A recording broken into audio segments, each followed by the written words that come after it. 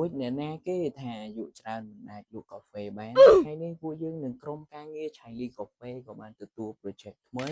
ដោយទទួលបានការយកចិត្តទុកដាក់និងការទុកចិត្តអំពីសំណាក់អ៊ំស្រីដែលរស់នៅក្នុងភូមិព្រៃឈៀងឃុំឫស្សីសាញ់ស្រុកស៊ីធើកណ្ដាលដោយទទួលបានទំនុកចិត្តក៏ដូចជាភាពជឿជាក់អំពីអ៊ំស្រីម្ចាស់ brand ឆៃលីកាហ្វេផ្ទាល់ក៏នៅមិនស្ងៀមដែរម្ចាស់ brand ក៏បានចេញផ្ទាល់អំពីភូមិព្រៃភ្នៅទៅដោយពំនាំជាមួយនឹងម៉ាស៊ីនក៏ដូចជាគ្រឿងទេសផ្សេងក៏ដូចជាការពិភាក្សារិះរឹករូបមន្តតើធ្វើយ៉ាងណាដើម្បីពន្យល់ឲ្យអ៊ំស្រីទទួលបានក៏ដូចជាយល់លឿនផងដែរហើយក៏លេងមកមើលម្ចាស់ brand របស់យើងគឺចេញទៅដំបូងគឺបើកឡានទេបន្ទាប់មកគឺអង្គុយវិញដោយឆ្លងកាត់បទពិសោធន៍រយៈពេល5ឆ្នាំថ្ងៃនេះឆៃលីកាហ្វេក៏បានពំនាំរូបមន្តផ្ទាល់ទៅប្រាប់អ៊ំស្រីក៏ដូចជាការបង្រៀនតាក់ទិចទាំងឡាយនៅក្នុងការធ្វើបែបណាទើបឲ្យទទួលបានរសជាតិឈ្ងុយឆ្ងាញ់ទៅតាមរូបមន្តផ្ទាល់ហើយឥឡូវនេះពួកយើងក៏បានមកដល់ទីតាំងអ៊ំស្រីផ្ទាល់ដែលស្ថិតនៅក្នុងភូមិព្រៃឈៀងឃុំឫស្សីសាញ់ស្រុកស៊ីធើកណ្ដាលដែលហាងកាហ្វេរបស់អ៊ំស្រីគឺមានឈ្មោះថាដើមមានកាហ្វេក្រោយពីពួកយើងមកដល់ពួកយើងក៏បានរៀបចំក៏ដូចជាការពិភាក្សាជាមួយនឹងអ៊ំស្រីថាតើពួកយើងគួរតែរៀបចំកន្លែងណាដាក់បែបណាតាក់ទិចបែបណាហើយនៅក្នុងការរៀបចំថ្មីទូថ្មីរបស់អ៊ំឃើញថាក្រុមការងាររបស់យើងកំពុងតែដុតដៃដុតជើងខ្លាំងមែនទែននៅក្នុងការមើលថាតើពួកយើងគួរតែរៀបចំម៉ាស៊ីនបែបណាដើម្បីឲ្យមានភាពតាក់ទាញក៏ដូចជាការចាប់អារម្មណ៍អំពីសំណាក់អ្នកដែលគាត់ធ្វើដំណើរមកតាមផ្លូវហ្នឹងហើយឥឡូវនេះម្ចាស់ brand របស់យើងក៏បានលើកម៉ាស៊ីនជូនអ៊ំស្រីផ្ទាល់ហើយនៅក្នុងការលើកក៏មានការសហការអំពីក្រុមការងាររបស់យើងផងដែរឃើញថាមានទាំងភាពរីករាយក៏ដូចជាភាពស្វាហាប់នៃក្រុមការងារនឹងឃើញថាអែមខ្លាំងមែនទែន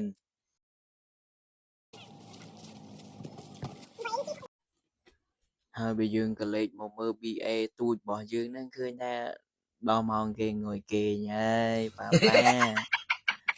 ចំណែកឯវិស្វកររបស់យើងក៏បានត្រិះរិះពិចារណាគិតថាតើគួរតែរៀបពីខាងឆ្វេងឬក៏ពីខាងស្ដាំ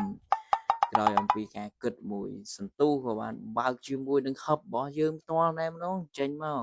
ចំណែកឯម្ចាស់ brand របស់យើងនឹងក៏នៅមិនស្ងៀមដែរក៏ព្យាយាមកត់ត្រាចំណាំទុកឲ្យអ៊ំស្រីនឹងងាយនឹងយល់ងាយនឹងមើលផងដែរហើយសកម្មភាពនៅក្នុងការកត់ត្រាក៏ដូចជាការពិភាក្សាជាមួយនឹងអ៊ំស្រីម្ចាស់ brand ដើមមានកាហ្វេផ្ទាល់បើយើងក៏លេខមកមើលសកម្មភាពរបស់វិស្វកររបស់យើងក៏បានរៀបចំបានដល់ទៅ80%ហើយយើងក៏បានរៀបចំជាមួយនឹងក្របកាហ្វេរៀបចំជូនអ៊ំផ្ទាល់ការដាក់ក៏ដូចជាតិចនិចនៅក្នុងការគៀបសង្កត់ក៏ដូចជាការរក្សាទុកក្របកាហ្វេផងដែរហើយទន្ទឹមជាមួយនឹងវិស្វកររបស់យើងរៀបចំខាងក្នុងរីឯម្ចាស់ brand របស់យើងនឹងកំពុងតែរៀបចំខាងក្រៅការសញ្ជឹងចិត្តអំពីសំណាក់វិស្វកររបស់យើងក៏បានរៀបចំរួចរាល់ចំនួន80%ទៅ90%ហើយ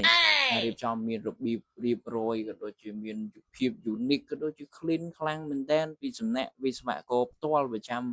របស់ឆៃលីកាហ្វេផងដែរការរៀបចំពោពេញដោយភាព unique ក៏ដូចជាភាព clean សោភ័ណភាពនៅក្នុងនោះហើយឥឡូវយើងក៏ឃើញថាការរៀបចំហ្នឹងគឺសឹងតែបាន100%ហើយសោភ័ណភាពរបស់យើងគឺទទួលបានភាពស្រស់ស្អាតក៏ដូចជាការតាក់ទាញខ្លាំងមែនទែនបើយើងក៏លេខមកមើលជាមួយនឹងសកម្មភាពអ្នកដំណើររបស់យើងឃើញថាមានការកំងប៉ុន្តែគឺពួកយើងអត់ទាន់បានរៀបចំហើយទេហើយនេះគឺជាការបញ្យល់បន្ថែមទៅកាន់អ៊ំស្រីអំពីរបៀបនៅក្នុងការឆុងកាហ្វេ Fin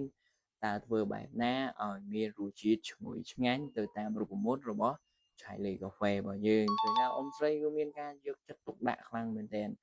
ដែលយើងក៏គិតពីដើមមកថាអ៊ំស្រីប្រហែលជាគាត់នឹងចាប់បានយឺតប៉ុន្តែក្រោយពេលដែលអ៊ំស្រីអានរូបមន្តមកត្រួសអ៊ំស្រីក៏បានទាញយកកាហ្វេទាញយកទឹកក្តៅយកមកចាក់យកមកឆុងផ្ទាល់ក៏ដូចជារៀបចំស្ករទឹកដោះគោទៅតាមរូបមន្តឃើញថាការដែល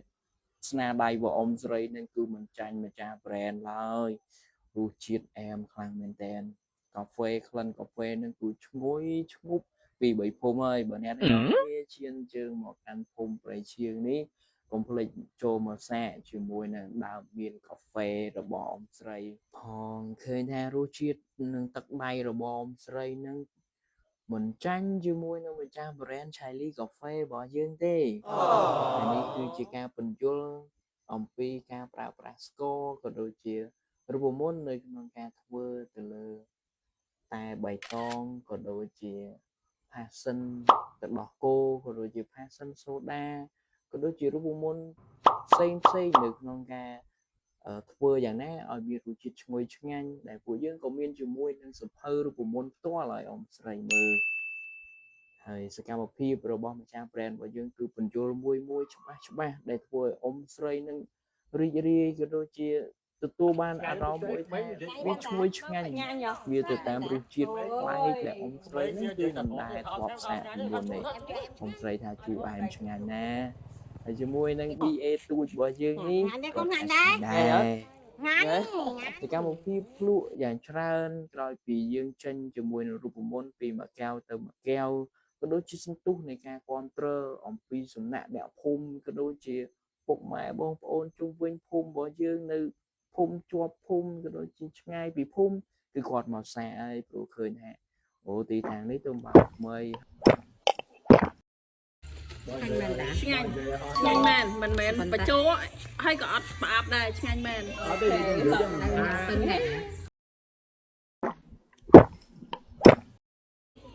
ពេលនោះមានជាតិធ្វើឆ្ងាញ់ក៏ឲ្យចង់ស្អាតទៀតសុំថែម5ចានទៀតចង់ប្រាប់ថាឆ្ងាញ់